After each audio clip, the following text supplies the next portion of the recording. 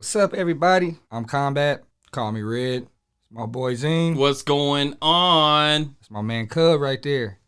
You know, we want to welcome you to the Combat Cub podcast, where we going to reflect on fashion topics, Okay. combat tech, Yes, sir. funny videos, news around the world, whatever anybody want to reflect on. Sounds good. But enough of me. Let's get to this cast. Like this part, right? Like you're cruising along, right? You right.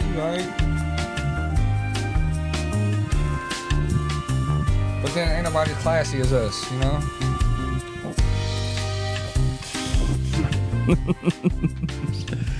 Yes, sir. That never gets old. No, sir, it doesn't. Welcome back, everybody, to a Black History Month podcast sponsored by the one and only best podcast in America, Combat Cub. You know what I'm saying? Oh, yeah. You know what I'm saying? Mm-hmm. Yes, sir. Well, today we got a guest. You know, one of my twins going to talk about some Dr. K up in here and do her thing. But before we get to there, how was your week? It's good, brother. How good? Because you come in here fucked up. Look like you been drinking all night. Drank that AG1 and it messed me up, man. I didn't get off the couch. I was playing my video game. I don't even think that shit is meant for black people. It might not be. You drinking it. You know, it's like, drink it if you want to. Right? So, Tora, how was your week of school? I didn't go to school half the week. Oh, yeah, you right. We ain't going to discuss that no more. Bruh in the background, Another week. Work. another week of work. Well, my week was okay. Yeah, how was your week? It was okay. It got better after old Crown Royal come over to visit me. Yeah, he brought vanilla over. I'm like, ooh, vanilla. I'm like, let me hit that, my man, real quick. All right. So, you know, started drinking that. I woke up to him again. I'm like, damn, bro, you ever gonna leave? What? Like, damn, you gonna start paying rent. Man. But whatever. Yeah. But before we get into this Black History Month part of the podcast, man, do y'all know DMX 10-year-old daughter's rapping, bro? What? I didn't know that. Like, for real. Look, the video. We finna show the video. You know, I own no rights to this music, you feel me? So I'm gonna go ahead and put that out there so y'all ain't hearing. But. Whenever you is ready, sir. Oh, yeah, you can play it. All right. It's only like almost a little over 2 minutes. 2 minutes? Okay. You said this is DMX's... 10-year-old Youngster. daughter, bro. Okay. Here we go. Why ain't it playing? Uh-oh. Mute. Hold on. Oh, yeah, it's you on gotta hit. mute. Dang. I'm not used to this, there's always something, you know what I mean? You right, but Always something. we always overcome that problem Every time. as a team. All right. Like You ready? SpongeBob and Plankton. Yeah. They're riding dirt bikes on here, aren't they?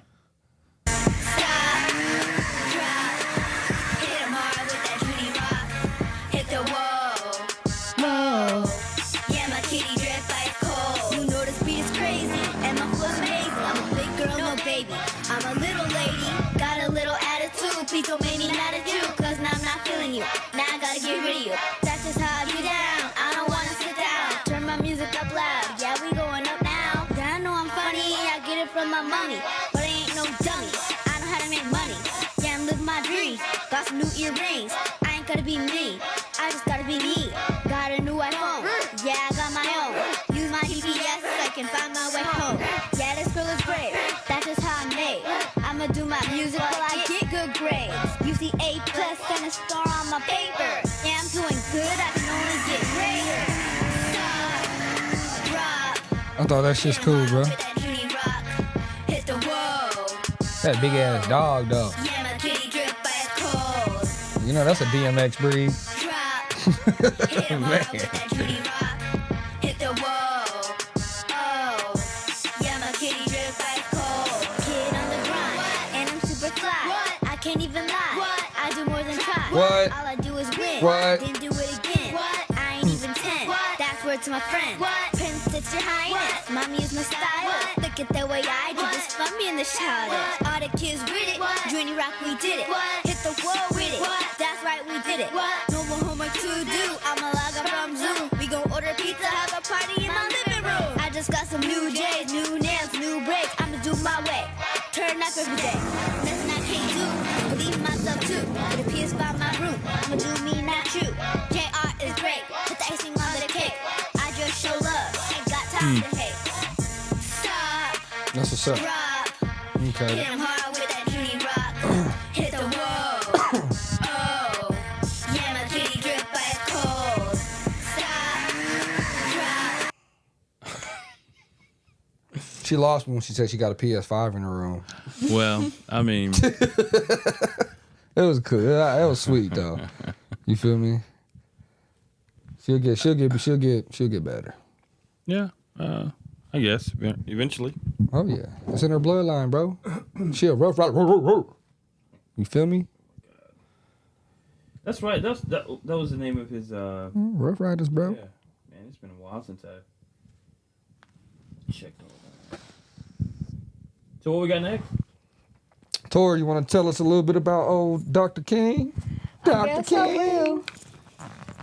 Okay, so before like his "I Had a Dream" like speech, he was a preacher. So, like he already knew like, and so like when he went to go say "I had a dream," he had another speech that he was gonna do instead of that. But there was a person that told them that he should do his "I Had a Dream" speech, and so that's when he said he did the "I Had a Dream" speech, August 28th, 1963.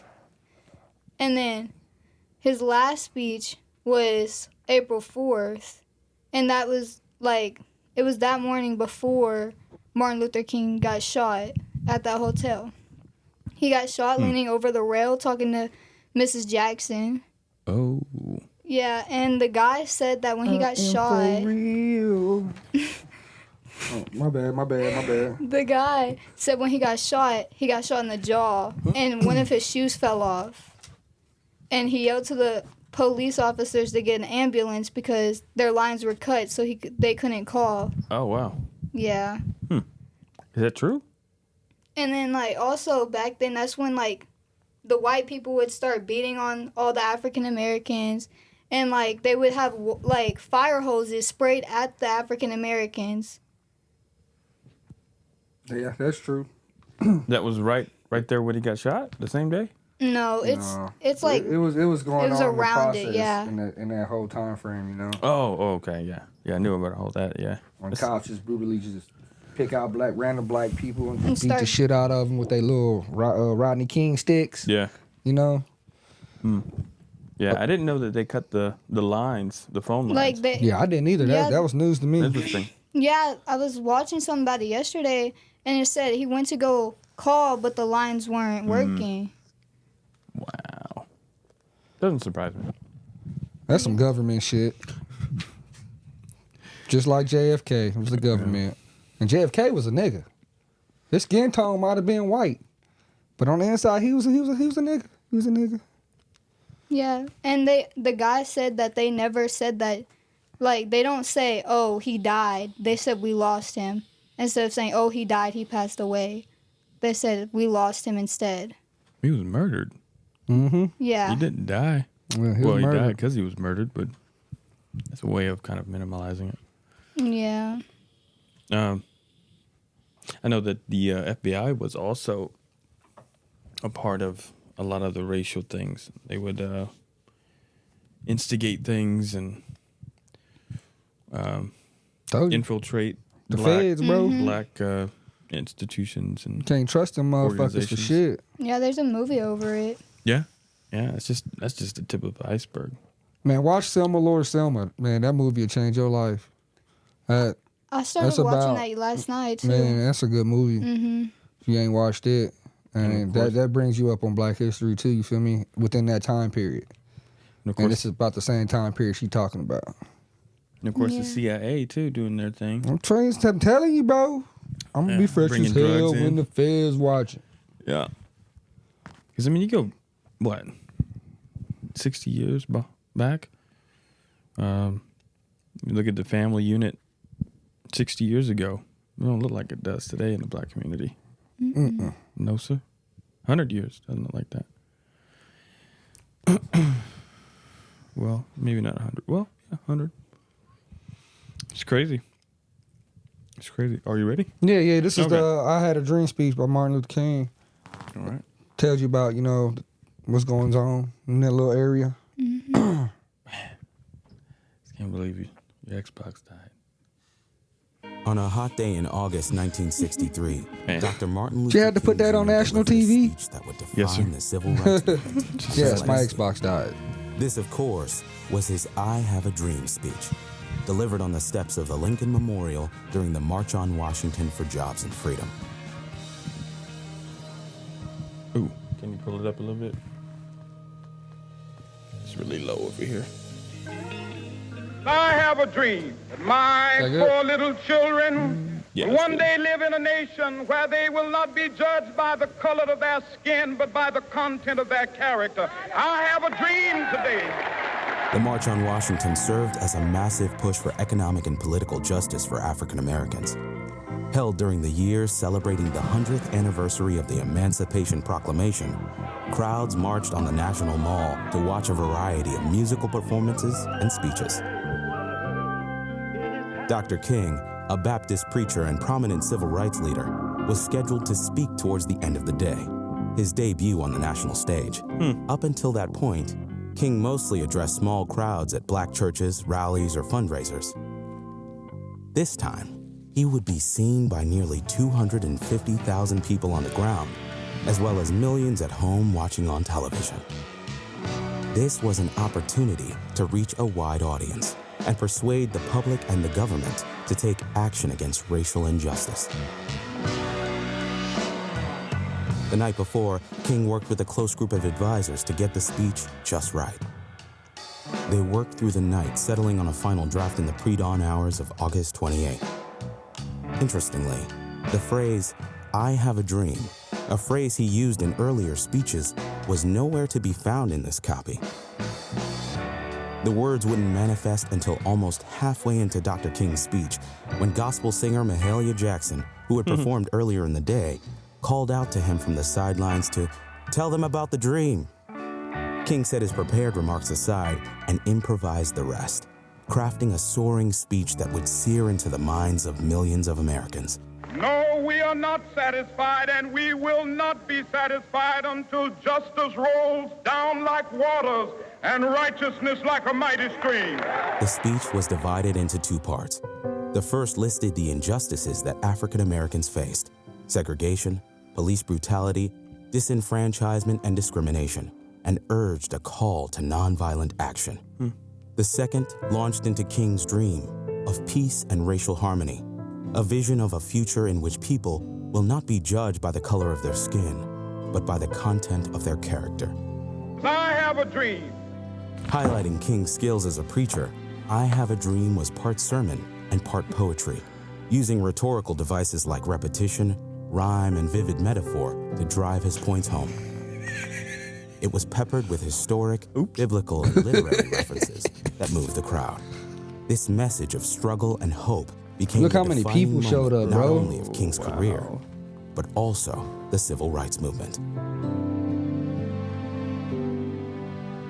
Both the speech and the March on Washington were credited with helping secure the passage of the Civil Rights Act of 1964, a landmark piece of legislation that ended segregation and banned discrimination on the basis of race or sex in the workplace. Free at last, free at last. Thank God Almighty, we are free at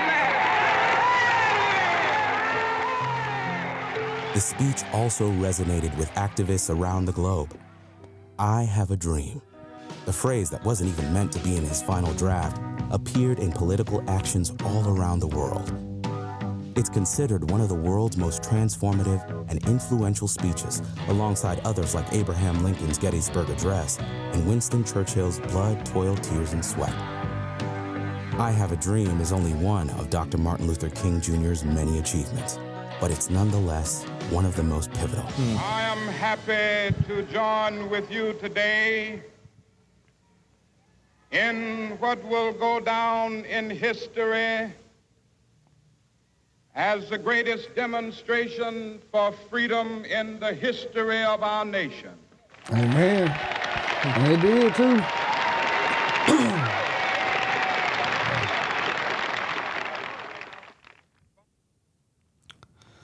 You can kill the dreamer, but you can't kill the dream.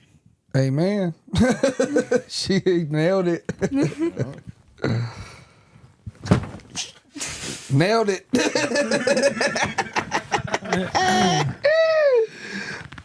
Oh shit. Yeah. That picture don't like you. That's why I scooted like this.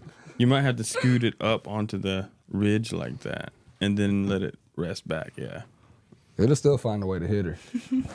It might. It might stay. Oh my gosh. So, I think I should. what put y'all it think there. about the whole Martin Luther King movement? Very inspirational, huh? Mm-hmm. That's the only thing I listen to in history. It's interesting. It's interesting. Very. It just got me to thinking about the kind of positioning that even then it was, and I've heard it said before. I heard it when Barack Obama was, when he was, when he was elected. I heard the, can't remember where. The people who were running everything, I guess, they were like, well, let's see what happens. They didn't interfere. And it's like, well, we'll give him one. He, of course, won't be able to be in another. But he won a second time. So it was interesting. It's kind of like the sentiment was back then as it is still today of those who are in power, like, let's let them have their little demonstration.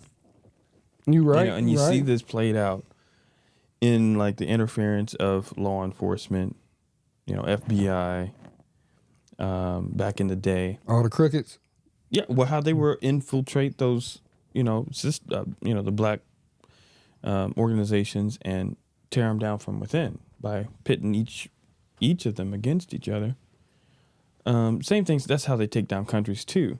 CIA. It's well known, but it's the same strategy. But it's just like even there, it's just like looking at all that footage. It's like you see all the people there and even like the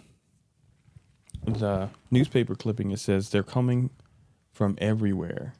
That was even an angle Yeah, too. it said they're pouring in from everywhere. Yeah, that was a so it's like wow. Everybody was tired of it, man. No. That was the angle of the newspaper. They're pouring in from everywhere. It's a slick racial thing, meaning I don't know. I can't remember what one of the references, but it's the idea that they're hiding from, behind every rock, or they're in the trees somewhere, or what I mean. It's that same type sentiment, and it's like it's a what do they call I don't know what you call it. It's a jab, but it passes as okay. You can take it either way you want to, but. And take it either way you want to, but that is 63? Yeah. So they were burning black people, hanging black people. So, I mean, how could it not be that? You know what I mean? So, but then what does it mean now when people do that? When they're trying to be slick funny. It's just, it's not even needed. I mean, the whole movement was so that people of color could have the same liberties, because we tried to have our own thing over in Tulsa, our own thing up in Harlem. And both times on false accusations, they started, they had a riot and came and burned the cities down. I mean, so you won't let us have our own stuff. Well, let's at least be equal and share in the wealth. And it's just like, what? I mean, it just wasn't the 60s, though, bro. If y'all remember the Rodney King, the Watts riot, when 4 cops beat up a black dude in the middle of the street. I remember that. I mean, yeah, they burnt down L.A. You feel me? Flipping cars, busting into buildings, burning buildings. I mean, it was crazy. But That's wild. I mean, racism it's still out there. It exists. It never went away. Mm-mm. I mean, yeah, we might all get to use the same bathrooms and shit. You feel me? Without being, separated, but racism still there. Oh yeah. I don't give a fuck what none of these motherfuckers say anywhere in America.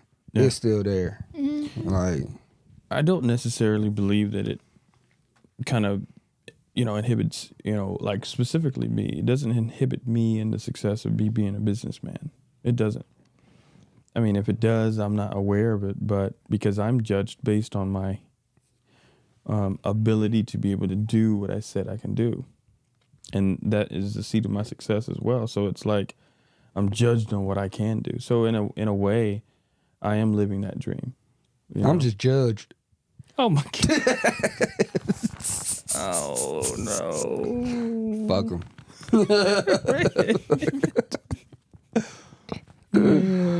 Give a damn. Yeah. Man. You done talking about the doctor? Well, there's one more thing. So, like, he's very religious, as y'all know, probably. There's one thing he said. He said, I'm glad that I don't have to, that God said not to like, but to love, because love is stronger than like. And so he was referring that to all, like, the people that was being, like, racist and stuff and doing all those things. Yeah. And he said he just wants love to come into the world from both colors. That's deep. Yeah. Yeah. I guess that was one of the good things about Dr. King, though, man. He spoke from the heart. And I'm just like, he was fed up with it. I mean, hell, 250,000 people. I bet you there was more than 250,000 people on that Capitol. There was. He was probably pushing a good meal. You feel me? That's what I was thinking. Yeah. Like the Million Man March. Wasn't that the Million Man March? Yeah, I guess so, huh? So how was it 250,000 when there was supposed to be the Million Man March? See? I thought more than 500,000 showed up for the Million Man March. I don't know. Been a while. Very much. Damn. Is that it? That's all you got? Yeah, that's all I got right now. All right. We're doing something different this episode. All right, just bear with us. Hand movements. I love it. Sign language through the hands. Really? No. You want to talk about hand language? Hey, just don't knock over the camera. Okay. You should swing and knock the camera off. Ooh, did you hear that? Huh? I heard it. All right. Oh, it's going to be interesting. I'll let you come this way, then I'll go. All right. Think little. All right, that's not going to work. I'll tell you what I'm going to do. Well, I mean, I'll be cutting it out. So, I mean, we can. Here we go. Well, he fucking made it. All right. What, a year you asking? Man, like, looked like he was trying to get across the Rio Grande. Nah, I was just imagining you in basic training trying to do what you did. Oh man. We was lower than that. We was lower than that. Big brought that, bro. White thing there with the basic training.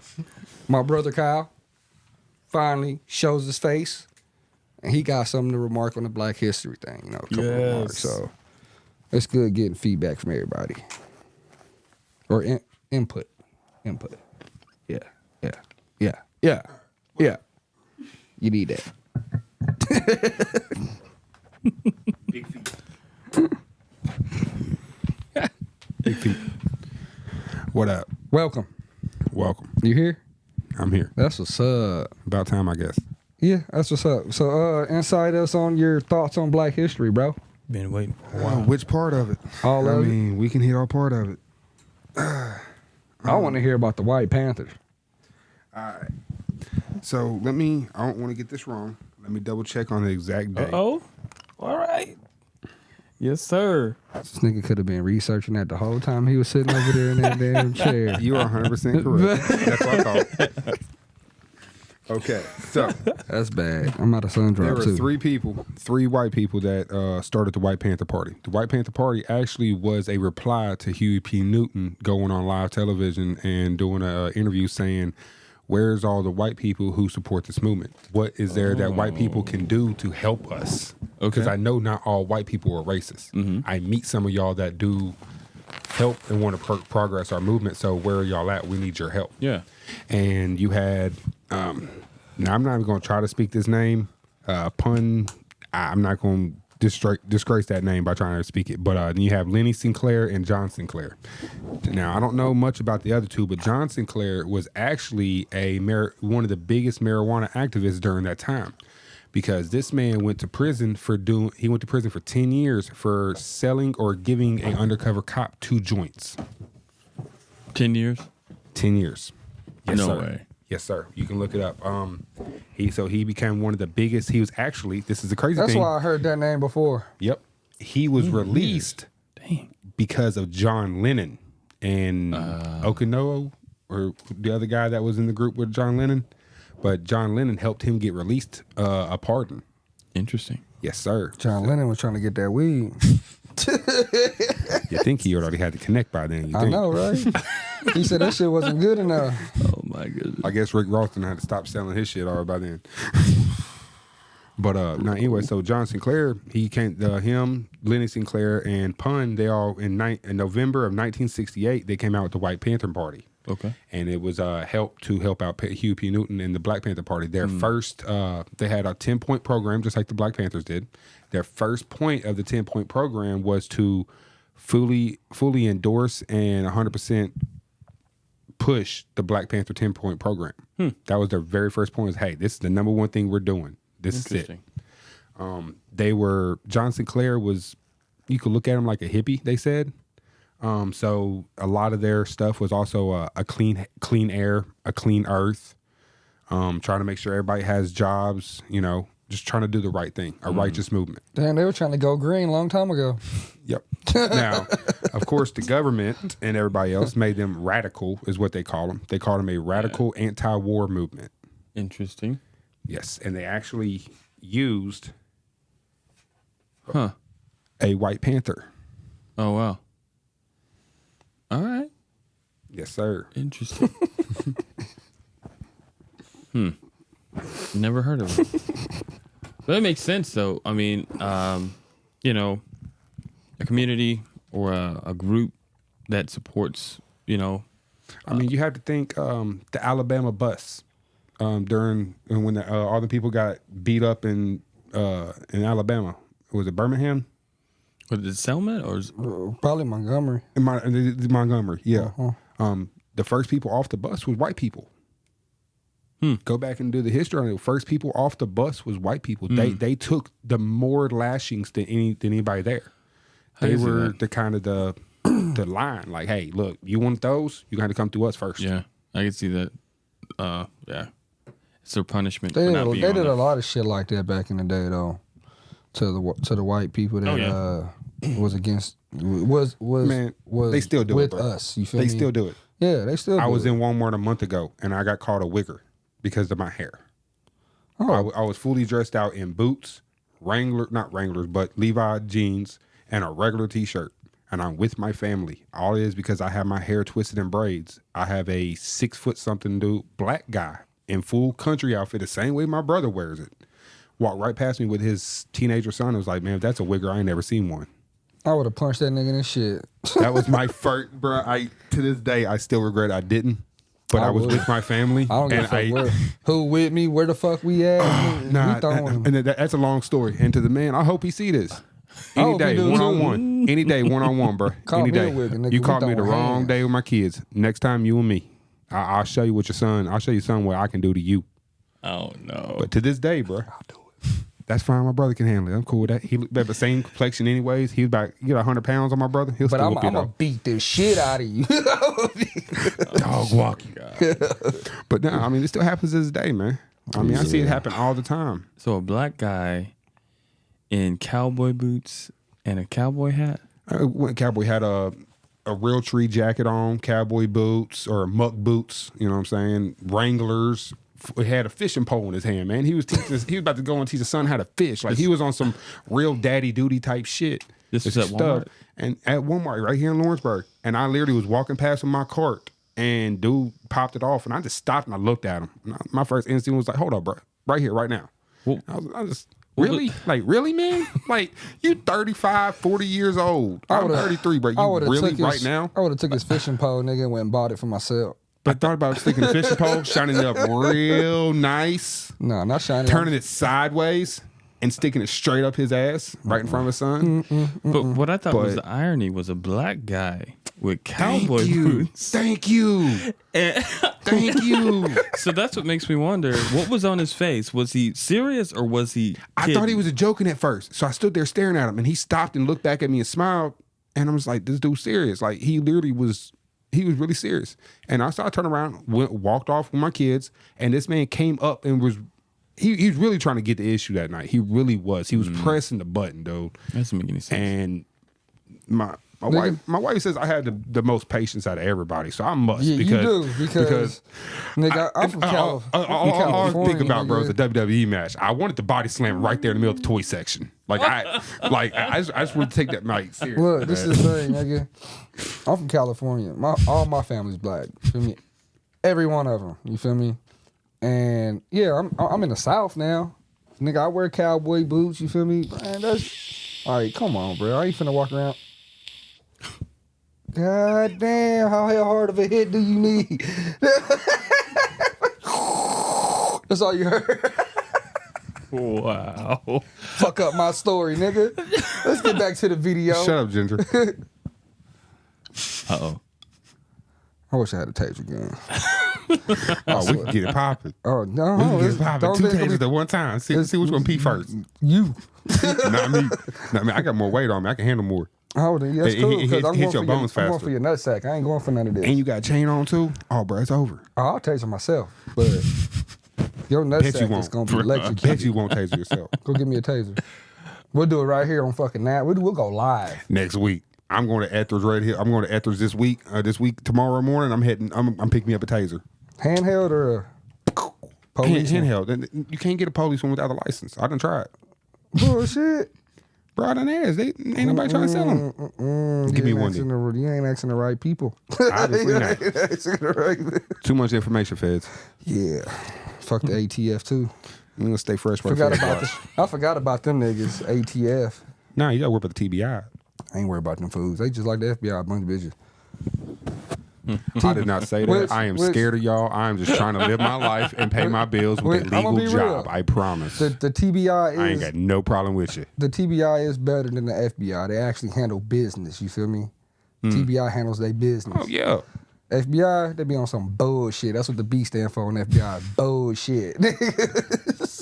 I had to say this much. Right. I watched the TBI come and get a predator off of 6th Street when I was a kid. And it was probably 15 y'all. deep. Shout out to y'all. And they was. Yeah. They wasn't playing. What happened? My neighbor, he was a correctional officer at a prison somewhere here in Tennessee, and they must have caught some child pornography in his phone or something. Nigga stupid. And next thing I know, like 8, 9 o'clock, 10 o'clock at night, they pulled up at his house, 4 or 5 SUVs deep, came in, took his computer. I mean, stripped his house, took everything. Good. Almost like what we did to Bin Laden when they killed him. But they took every electronic out of that place that they knew that was valuable and had valuable information. They yanked that shit out. Dang. Yeah. That's how they do it, bro. I just noticed y'all got me the pink mic. Fuck the mic. Let's get back to it, man. Bro, this is a Black History podcast, man. That's a great color, man. Oh, no, I love pink. Look, I'm cool with pink. That's my favorite color. I got another video. Breast cancer awareness. We all been talking about Dr. King, black inventors. I still can't believe a nigga come up with the super sucker, but whatever. All right, we're going to get on to my... Oh, bro, I did not know that. For real? That did not surprise me, though. I'm cool with that. Black dude created the super soaker. And that's like Frederick Douglass. Frederick Douglass don't get enough, you know what I'm saying? Frederick Douglass was the first nigga to probably hit a white girl. What? I don't know about that, man. There was some slave owners that hit white girls. You probably right though, but Frederick Douglass, he was dating one nigga. They say that nigga had jungle fever. That's what they called it, black and white jungle fever. Yeah, that's what it was.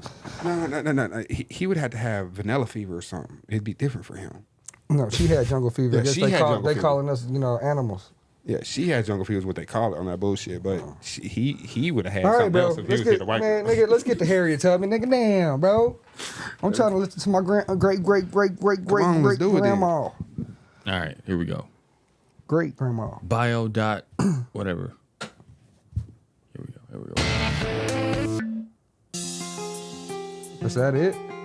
Martin Luther King Oh, Jr. was born you wanna do in that one? Atlanta, You Georgia restarted in this. 1929. No, this is the next one. Yeah, this Is is the it? next Martin Yeah, Luther this is King the one he first had one. set up. Yeah. Oh shit. You had 1 or 2? It should be another one on it. There it is. Yep, that's it. 10-4. Can't believe you got rid of it, man. You ain't gonna get another Xbox. By Quit, bro. Quit. All his Can't players believe that he played with, he will not be on Xbox tonight. Juggalo. Man, you gonna do jug like that? I can't do jug like that. That's my dude. It's okay though because I can beat him on the sticks. That's why he broke the Xbox because I hurt his feelings. So it's okay. No. That's why he don't have a game no more. Yep. This is what? What happened? I beat you in the game. You beat who in the game? You.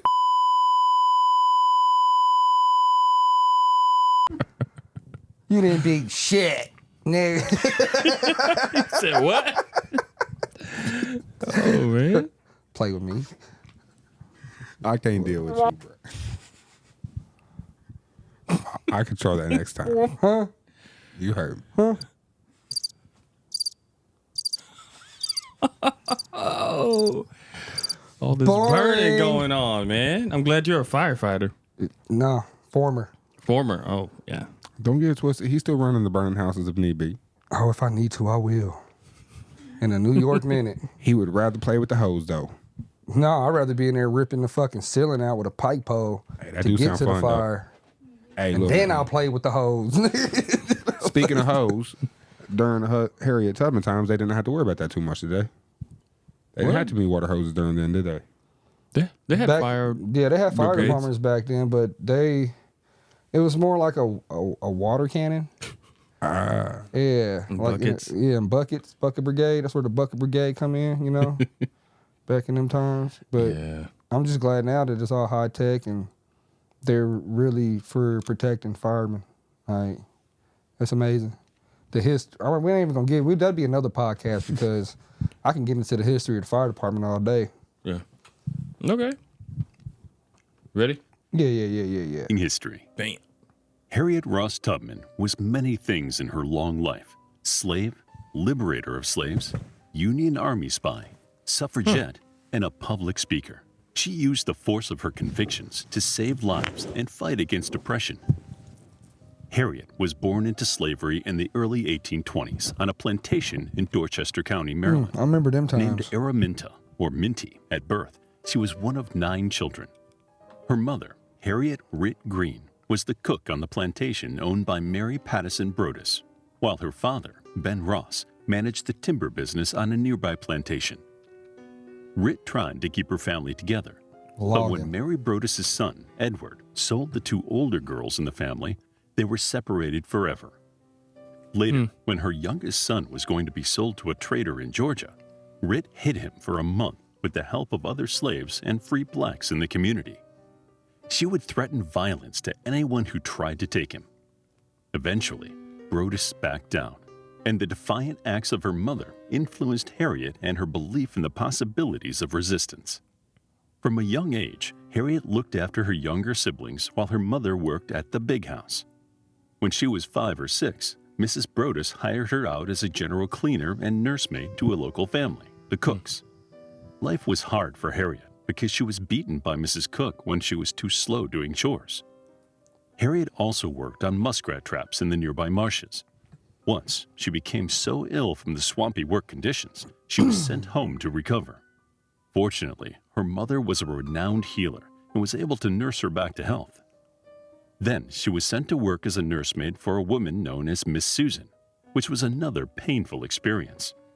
Harriet was whipped any time the baby she cared for woke up and cried.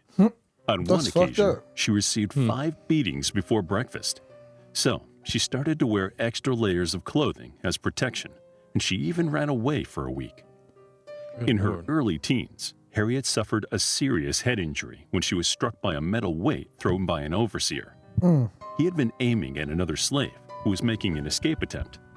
The blow is believed to have fractured her skull. She was left untreated for several days, and for the rest of her life, she experienced excruciating headaches, seizures, and sudden narcoleptic episodes. The injury also believed to have caused visions and vivid dreams, which she saw as messages from God.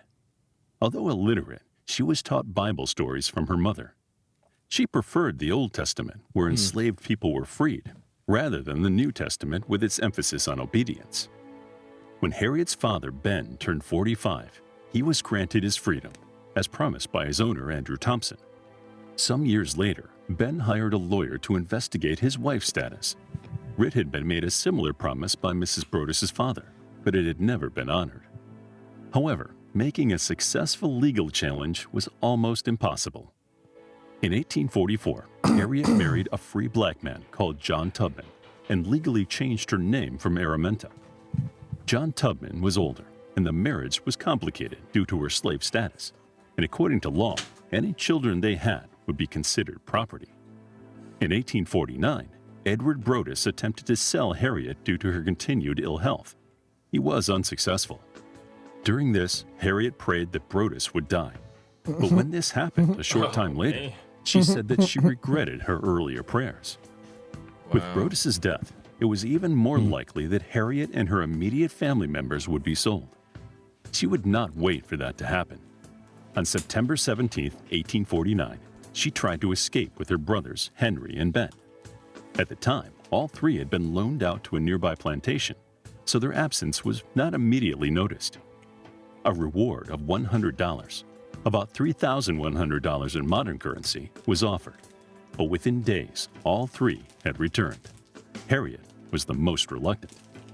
Soon after, she escaped for good via the Underground Railroad.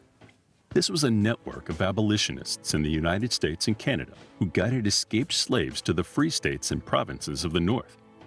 It was a diverse group made up of men, women, free blacks, slaves, both white and indigenous supporters, Quakers, Methodists, and Baptists.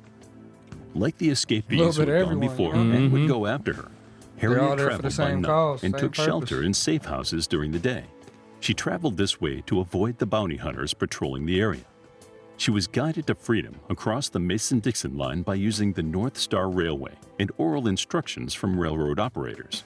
Once safely in Philadelphia, Harriet joined the local abolitionists, one of which was William Still. Still admitted his life's work to help runaway slaves and kept detailed records in the hopes that they would be reunited with family members. He was instrumental in helping Harriet bring families along the Underground Route. In 1850, the Fugitive Slave Law was passed in Congress. It severely punished anyone who aided escapees and compelled law enforcement officials to help in their capture. This law even applied in states which had outlawed slavery. So, the railroad extended itself to southern Ontario to escape the new law's jurisdiction mandate. Canada was part of the British Empire, where slavery had been abolished years earlier. At the end of 1850, Harriet's niece, Mary Ann, and her two children were about to be auctioned near Baltimore. Mary Ann's husband, who was a free man. That's man. I was doing a little Black history research this morning and was wondering how the slaves got to Canada. Well, they come from Ohio to Canada to avoid being sold, avoid being beat, avoid, being separated from their families. So instead of going to any other, slave state, they took a shot for Canada.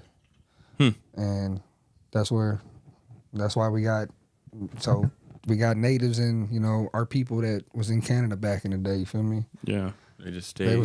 Canada was open up to freedom, so, why not try to make a run to Canada? But on top of that, George Washington, there's a church that they used to take slaves and store them under the church or little tunnels. George Washington was the one who built them tunnels. Yeah, I didn't know that until today. He built the tunnel.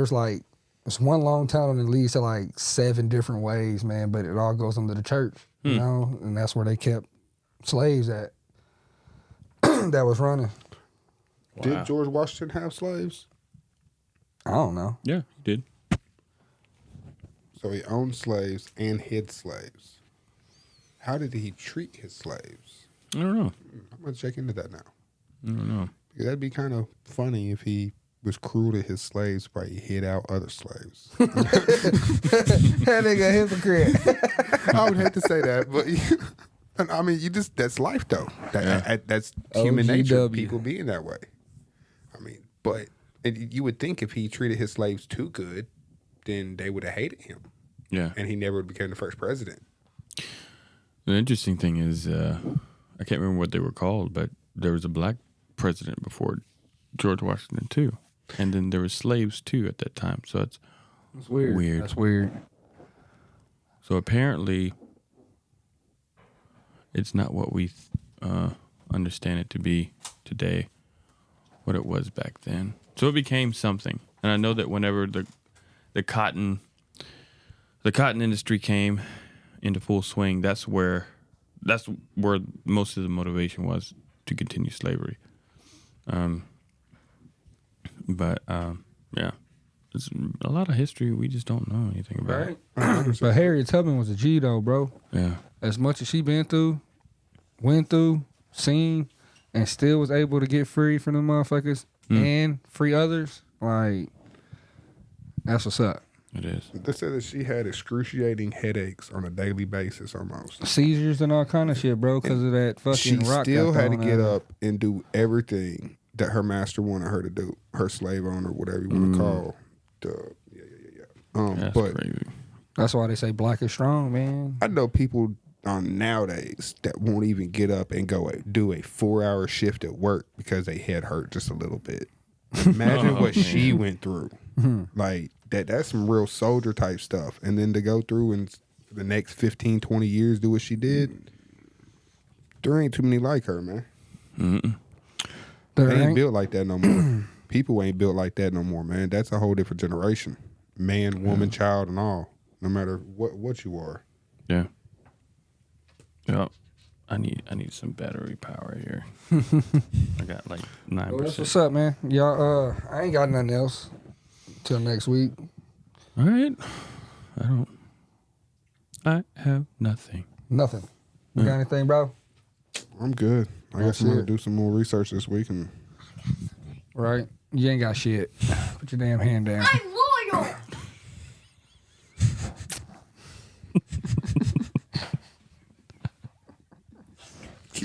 Well, check this out. It's your man Combat coming from the couch. You know, make sure y'all like, subscribe, share. You know, we trying to bring a little bit of history, you know, put it in y'all heads. You know, we're trying to head fuck y'all instead of ear fuck y'all. So, your boy Cub is sitting over here on the right. He gonna douche you up, you feel me? And of course, you got Kyle, this nigga that said he could whoop my ass in gaming on the left.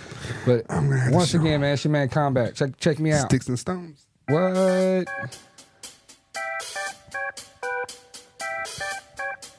This nigga.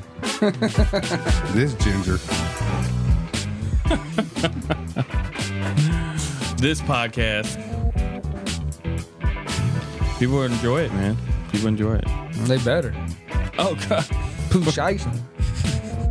Oh, God. I still feel like we need to have like a bunch of bulletproof vests back here or something. What? Why? Like Combat Cub. We need more combat in here. Oh, my God. I got enough combat right here. I mean, we have enough Cubs right here. You know, now we need combat. One love, we out.